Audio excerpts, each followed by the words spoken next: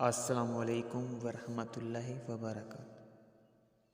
دوستو، ناظرینو، آج کا سوال ہے ہمارا، مجھے یہ جاننا ہے کہ کتوں کا کاروبار کرنا، ان کی خرید و فروخت کرنے کا کیا حکم ہے؟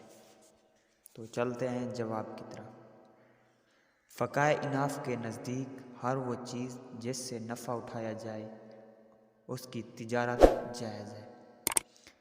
سکھائے ہوئے کتوں اور دوائیں بنانے کے لیے سانپوں کی تجارت جائز ہے۔ اسی طرح بلی اور وحشی پرندوں کی خرید و فروخت درست ہے۔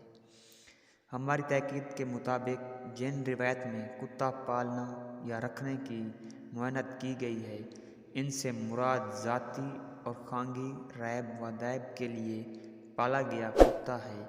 اسی طرح دھنوش زمانے رہا چلتے لوگوں کو ایذا پہنچانے، لڑائی شرطیں لگانے اور جوا کھیلنے کے لیے کتا پالنا جائز نہیں۔ اگر اسی طرح کے برے مقصد نہ ہوں تو کتا، بلی، چرند، پرند، درند وغیرہ حفاظت یا شکار کے لیے رکھنا اور پالنا بھی جائز ہے، اور ان کی خرید و فروخت بھی جائز ہے۔